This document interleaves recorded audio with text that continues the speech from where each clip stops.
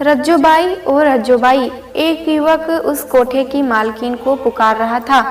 30-32 साल का वो एक पतला दुबला युवक था, मगर उसके चेहरे के ऊपर बड़ा सा घाव का निशान, मुंह में शराब और पान मसाला की मिली जुली दुर्गंध दूर से ही उसके चरित्र का बखान कर रहे थे। और वैसे भी कोई शरीफ इंसान इन बदनाम गलियों में दिन की उजालों में आता ही कहाँ है। हाँ, अगर मौका मिल जाए तो यहाँ का मौसम जरूर देख जाता है, कब गर्म है और कब ठंडा। आधी रात को सबके सोने के बाद और सुबह सबके जगने से पहले यहाँ कौन कौन आया गया, ये तो बस यहाँ की हूरें बता सकती हैं। क्या आफत आ गई जो इतनी सुबह आ धमका रे? गंदी सी गाली उस रमन नाम के युवक को देकर पूछा रज्जू ने। अरे मेरी जान, तेरे बिना जिंदगी ही आफत है। तेरे आशिक की तो अपनी जुबान पर मक्खन से भी ज्यादा ताशिला बनाकर बोला रमन। ज्यादा 3 पास सुने के नहीं, मेरे को अभी साफ साफ बोल, क्यों आता तू? 35-40 साल की वो खूबसूरत महिला अपने कद के हिसाब से थोड़ी मोटी थी। सुर्ख लाल होठ, मोटा मोटा काजल, बड़ी सी बिंदी, हाथ पर चूड़ियां, लाल ही साड़ी पहने, मुंह में मीठा पान दबाए पुराने जमाने की कलखानियां स्वरूप लग रही थी। बोलना क्या काम से आया तू अभी? अपनी ओर रमन को घूरता देख बोला रज्जू। कुछ अच्छा काम तो तेरे से होता नहीं। बोला था वो बड़ा सेठ को नया माल चाहिए, वो कब ला रहा है? नहीं तो खाली पीली टाइम खोटी मत कर। अरे मेरी जान रज्जू, वही तो बताने आया हूँ। वो अपना छोकरा है ना राज, उसने एक मुर्गी को दाना पानी डालना शुरू कर दिया है। बहुत जल्द वो मुर्गी अपने दबड़े में होगी। ये तो तूने मस्त खबर सुनाई रे। ये ले तेरा इनाम, और राज को बोल जल्दी से लेकर आए छोकरी। हो आओ अपनी ही मस्ती में बोला रमन। ओके, मैं चलता हूँ। आप 2-4 कदम जाकर कुछ सोचकर वापस आया। रमन, अच्छा सुनना, थोड़ी रजिया के साथ बिता लूं टाइम? तू कहे तो याचिका की मुद्रा में बोला रमन। अभी नहीं, वो दूसरे कस्टमर के साथ बिजी है। अभी समझा कर धंधे का टाइम खोटी मत किया कर तू, दिन में आना। अभी जा, लगभग लड़ाते हुए बोला। रज्जू ने अपने साथ के हटे कटे पहलवान जैसे इंसान को इशारा किया। रज्जू ने इस पर ध्यान रख, बहुत उड़ रहा है आजकल, आशिकी का भूत सवार हो गया है। दल्ले को बुरा सा मुंह बना बोला रज्जू ने और जोर का ठहाका लगाया। पहलवान भी थोड़ा सा मुस्कुराया, जैसे मुस्कुराने में भी जमाने लगते हैं। उसे खैर रज्जू को उसमें दिलचस्पी नहीं है, उसे तो आने वाली चिड़ियों की देखने की इच्छा है जल्दी से जल्दी, ताकि सेठ जानकी लाल को उसे सौंप कर तगड़ा मार ले सके। सिया, ओ सिया, कहाँ है ये लड़की? पता नहीं कहाँ डोलती रहती है। आप कुछ कहते क्यों नहीं हो? मेरी तो एक बात नहीं सुनती। ये लड़की किसी दिन उच्च नीच हो गई तो कहीं मुंह दिखाने लायक नहीं रहेंगे। अरे भाग्यवान, क्यों परेशान हो रही है? बहुत समझदार है हमारी सिया, कुछ गलत नहीं कर सकती, बेकार ही चिंता में घुलती रहती है। सिया के पिता गांव में अपनी जमीन पर अनाज उगाया करते थे। ज्यादा खेत तो थे नहीं, इतने थे कि घर में खर्च ठीक ठाक चल जाते थे। अपने दोनों बच्चों सिया और राघव पर जान छिड़कते थे। सिया ने अभी अभी 12वीं पास की थी और गांव के पास ही कॉलेज में एडमिशन लिया था। बहुत मस्तीखोर, चुलबुली चिड़िया की तरह चहकती रहती, सुंदर इतनी कि एक बार चांद भी शर्मा जाए। नीली मोटी आंखें, गुलाबी होठ, रंग ऐसा कि जैसे अभी अभी चांदी से जड़ी हो, काले लंबे बाल, चाल ऐसे कि एक बार कोई देख ले तो मग्न हो जाए। सिया को अपने रूप का जरा भी आभास नहीं था। वो तो छोटी बच्ची की बेफिक्र घुमा करती थी। उसका छोटा भाई राघव अभी 10वीं में आया था। एक दादी थी जो भगवान भजन कीर्तन में ज्यादा समय बिताती। कोई खाना पानी दे देता तो खा लेती, नहीं तो भगवान में डूबी रहती। बस एक ही अरदास करती कि मेरी सिया को अच्छा घर वर देना भगवान। सिया और राघव दोनों पढ़ने में बहुत होशियार थे। आज सिया को अपने कॉलेज की किताबें लेने जाना था। बाबूजी, हमको भी अपने साथ कस्बे तक ले चलिए ना। काहे बिटिया, तुमको क्या काम है वहाँ? बाबूजी, आज मुझे मेरे कॉलेज की किताबें लानी है, कल से मेरा कॉलेज शुरू हो जाएगा। तो बिटिया हमको दे दो, लिखकर हम ले आएंगे। हमें मंडी से खाद भी लाना है, तो तुमको कहाँ साथ साथ लेकर घूमेंगे। ठीक है बाबूजी, अभी लाते हैं, कहकर अंदर चली गई सिया। तभी बाबूजी ने मन से जाने के क्या आया सिया को अपने साथ चलने की बोल दिए। हाँ, हम बिटिया को अपने साथ ले जा रहे हैं कस्बे तक, कुछ चलिए तो बता दो। मुरली बोल तो अपनी माँ से रहा था, अगर उसका इशारा सिया की माँ की तरफ था। सिया की माँ ने शर्मा कर ना में गर्दन हिला दी। दोनों बाप बेटे आ गए बस स्टैंड, अभी बस आने में कुछ टाइम है। बिटिया, तब तक अब हम पानी पीकर आते हैं। ठीक है बाबूजी, बस स्टैंड क्या था? एक बड़े से नीम के पेड़ के नीचे की टूटी फूटी सी लकड़ी की बेंच लगी थी। उसके पास में ही पत्थर को एक के ऊपर एक रखकर उस पर लंबी सी पत्थर की ही पट्टी रख गई थी। पास ही एक चाय का ठेला लगा था। थोड़ा बहुत खाने पीने का सामान भी उस पर था, जिसको देखकर छोटे बच्चे अपनी माँ की तरफ ललचाई नजरों से देख रहे थे, मगर उनकी माँ भी शायद जानकार भी अनजान बनी हुई थी। एक ने कुछ दो समोसे ले भी लिए, मगर बच्चे थे 3 और समय से तीनों बच्चों में वही घमासान हो गया और समोसे खाए धरती माता ने और बच्चों ने अपनी माँ के तमाचे। ये देख सिया को अनायास ही हंसी आ गई। वो सोचने लगी, सच में बचपन जैसा कुछ भी नहीं है, बस दूर से आती दिखाई दे रही थी। उसकी आंखें बाबूजी को तलाशने लगी। बाबूजी ने पीछे से आकर सिर पर हाथ फेर दिया, बोले, डर मत बिटिया, मैं यही हूँ। अपने मन में असीम शक्ति का संचार होता महसूस हुआ। सिया को बड़ी मुश्किल से दोनों बस में सवार हो पाए। जैसे तैसे पहुंच ही गए। किताबों में दुकान पर आने के बाद बाबूजी बोले, तुम यहाँ से किताबें ले लो अपनी, तब तक हम खाद लेकर आते हैं, पैसे आकर दे देंगे। ठीक है बाबूजी, बोलकर सिया दुकान के अंदर चली गई।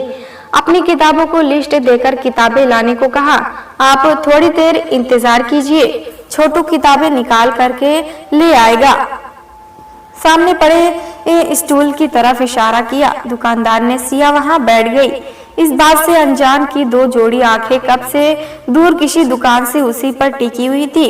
एक लड़का 20-21 साल का, सांवला रंग, 6 फीट लंबाई, घुंघराले बाल, मोटी मोटी आंखें, सलीकेदार कपड़े, हाथ में महंगी घड़ी, ऊपर की पॉकेट में चश्मा लगाए, देखने में ठीक ही लग रहा था।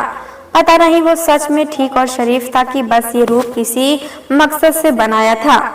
सिया को देखकर उसके बारे में जानने के लिए उसे दुकान पर आ गया। भाई, आपके सोशियोलॉजी की सांसद की है क्या? दुकान वाले से पूछने लगा। कौन सी क्लास की चाहिए और कौन से राइटर की? दुकानदार के सवाल पर वो इधर उधर देखने लगा। उसने तो सोचा ही नहीं था कि ये सब भी पूछा जाएगा। अरे माफ करना भाई, मुझे मेरे भाई के लिए वो किताब चाहिए थी, पर मैं ये सब पूछना तो भूल ही गया। कोई नहीं, मैं कल ले जाऊंगा। और दुकानदार से इधर उधर के फालतू बातें करने लगा, मगर उसकी नजर सिया पर ही थी। सिया ने एक नजर उठाकर उस लड़के की तरफ देखा और अपना मुंह दूसरी तरफ घुमा लिया। मैडम, ये रही आपकी किताबें। चौधरी पूरन सिंह कॉलेज की बुक्स चाहिए थी न आपको? छोटे की आवाज सुनकर सिया काउंटर पर आई और हाँ में सिर हिलाया।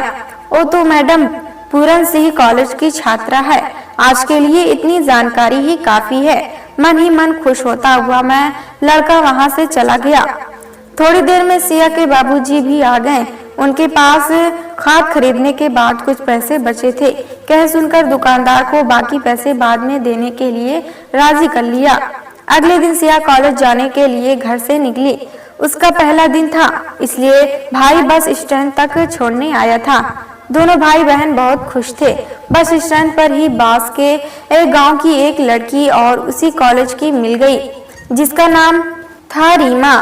दोनों एक दूसरे को देखकर बहुत खुश हुई कि चलो अच्छा है, बस में अकेले आना जाना नहीं पड़ेगा। दोनों ने पहले ही दिन दोस्ती भी कर ली। दोनों का कॉलेज में कदम रखना हुआ और उधर से सीनियर का आना हुआ। नए स्टूडेंट को देखकर सीनियर ने एक दूसरे की तरफ इशारा किया और ले गए साइड में। सिया थोड़ा घबराई, मगर रीमा के तो आंसू ही आ गए। ये देख सबने दोनों की खूब मजाक बनाई, मगर फिर समझाया कि अब यहाँ रोज आना है और किसी न किसी रूप में परेशानी तो आती ही रहेगी, तो क्या वो ऐसे ही रोती रहेगी? दोनों का पहला दिन ठीक ठाक निकला। पहला दिन था तो ज्यादा क्लास भी नहीं, बस परिचय में ही दिन गुजर गया। 3 बजे वापस जाने के लिए कॉलेज के बाहर निकले तो एक लड़का दूर खड़ा उनका ही इंतजार कर रहा था। सिया और रीमा बस के इंतजार में खड़ी थी कि तब ही वो लड़का भी वहां पहुंच गया। दोनों अपनी ही बातों में मसरूफ थी। उनको पता भी नहीं चला कि वो लड़का कब से दूर खड़ा उनकी ही तरफ देखे जा रहा था। अचानक बात करते करते सिया की नजर उस लड़के की तरफ घूम गई और इस तरह देखने के लिए उसे बहुत अजीब लगा। वो उसकी तरफ पीठ करके खड़ी हो गई। क्या हुआ सिया, ऐसे क्यों मुंह बना रही है? अरे यार वो देखना, वो लड़का कब से हमें ही देखे जा रहा है। लगता है तू पसंद आ गई उसको, रीमा ने सिया से मजाक करते हुए कहा। पागल है क्या, वो तो तेरी तरफ देख रहा है। दोनों सहेलियां एक दूसरे की खिंचाई करने में लगी थी। उनको ये ध्यान ही नहीं रहा कि वो लड़का कब उनके पास आ गया और उन दोनों की बातें सुन मुस्कुरा उठा। हाय, आई एम दीपक, नाम तो सुना ही होगा। अपना हाथ आगे बढ़ाते हुए उस लड़के ने कहा। हेलो, इतना ही कहा बस रीमा ने तभी सिया उसको हाथ पकड़कर दूसरी तरफ ले गई। उसी बीच उनकी बस भी आ गई थी। दोनों खचाखच भरी बस में मुश्किल से चढ़ पाई। उनके पीछे पीछे दीपक भी बस में चढ़ गया। पास आने की कोशिश की तो मगर भीड़ की वजह से आ नहीं पाया। नया गांव, कंडक्टर की आवाज सुन जैसे तैसे रास्ता बनाती दोनों उतर गई। पीछे मुड़कर देखा तो वो लड़का नहीं था। ये देख दोनों की जान में जान आई।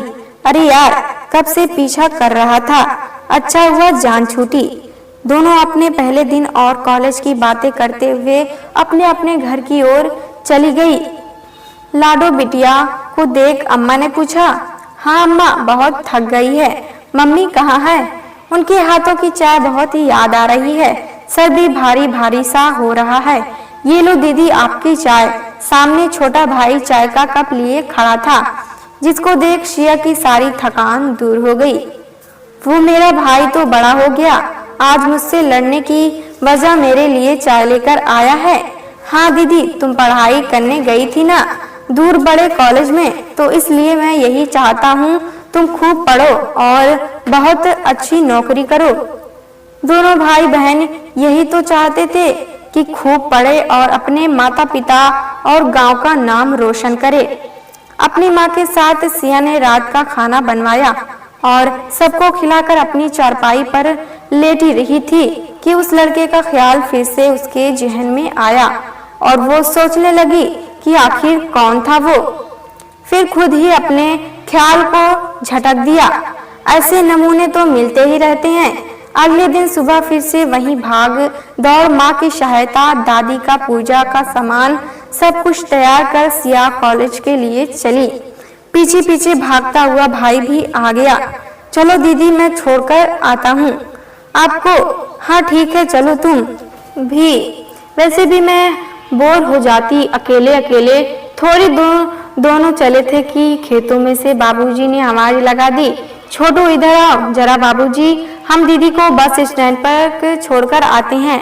अरे राघव, वो चली जाएगी, मुझे तेरी जरूरत है, तू इधर आ। आज ही ये हम पूरा नहीं किया तो खेत बोने में देरी हो जाएगी और फिर फसल भी देर से होगी। ठीक है बाबूजी, आता हूँ, तुम ध्यान से जाना दीदी। हाँ, तू मेरी चिंता मत कर, मैं ठीक से जाऊंगी। सिया आधे रास्ते पहुंची थी। एक मोड़ मुड़ते ही बस स्टैंड आने वाला था। तभी वो कल वाला लड़का दीपक सिया के सामने आ गया और उसे बात करने की कोशिश करने लगा। और कैसी हो तुम? तुम्हें क्या करना है? क्यों मेरा पीछा कर रहे हो? हटो रास्ते से, मुझे देर हो रही है, कॉलेज जाना है। मैं छोड़ देता हूँ, आ जाओ मेरी बाइक से। और सिया का हाथ पकड़ अपनी बाइक की तरफ ले जाने लगा। सिया ने अपना हाथ खींच लिया। क्या बदतमीजी है, ये जाने दो मुझे, नहीं तो मैं शोर मचा दूंगी। मैं तुम्हें पसंद करता हूँ, आई लव यू, मुझसे दोस्ती करोगी? बेशरम की तरह बोला दीपक। सिया उसकी बातों को अनदेखा कर एक तरफ से जाने लगी तो दोबारा फिर उसने सिया का रास्ता रोक दिया। मगर इस बार सिया ने नहीं, किसी और ने दीपक का हाथ झटक दिया और एक करारा थप्पड़ उसके गाल पर पड़ा। तड़ाक! दीपक की नहीं, सिया भी चौंक गई कि आखिर क्या हुआ। तब एक लड़का सिया के पीछे से सामने आया। देखने में बहुत शरीफ, स्वच्छ कपड़े, ब्रांडेड जूते, हाथों में महंगी घड़ी, जींस और उस पर हल्के ब्लू कलर की शर्ट पहन रखी थी। उसको देखते ही रह गई। सिया, क्या बदतमीजी है, ये किसी राह चलती है? शरीफ लड़की को इस तरह परेशान कर रहे हो, शर्म नहीं आती तुमको? वो मैं क्या, मैं कह रहे हो, चलो निकलो यहाँ से और दोबारा कभी इधर दिखाई भी मत देना। अपने गाल को सहलाता हुआ वहां से 9-2-11 हो गया। सिया को तो जैसे होश ही नहीं था, वो तो उसको देख कर खो गई। वो चला गया। अब आप डरे नहीं, उसकी आवाज सुन जैसे नींद से जागी। सिया जी, बहुत शुक्रिया आपका। आप समय पर नहीं आते तो आप हमें परेशानी करता रहता। ये दुनिया है मैडम, यहाँ ऐसे बहुत मिलेंगे आपको। खुद अपने लिए लड़ना पड़ेगा, हर बार कोई नहीं आएगा आपको बचाने। खैर, मेरा नाम राज है, राज मथुर। अभी कुछ दिन पहले ही यहाँ आया हूँ। साइट देखने मेरे बॉस यहाँ पर आए हैं, एक फैक्ट्री डालना चाहते हैं, उसके लिए मुझे यहाँ भेजना गया है। ये तो बहुत अच्छा है, सुनकर खुश हो गई। सिया जी, मेरा नाम सिया है। अपना नाम बताया सिया ने। अच्छा ठीक है, अभी मेरे बस आ गई होगी, मुझे चलना चाहिए। एक बार फिर थैंक्स, ओके बाय बाय। और दोनों अपने अपने रास्ते चल दिए, मगर दिल में कहीं ना कहीं कुछ तो था जो अटक गया था। दूसरी सुबह छुट्टी थी। सिया भी अपने पिता के साथ खेतों में काम करने गई थी। दूर से एक कार आकर उनके खेतों में पास आकर रुकी। आसपास के लोग को तुहलवा बस आ गए कार के पास। कार में से राज माथुर और उसके साथ 3 आदमी और उतरे। ये देख सिया भी चौंक गई कि ये यहाँ कैसे। प्यारे दोस्तों, अगर ये कहानी आपको पसंद आए तो लाइक सब्सक्राइब करना ना भूलें।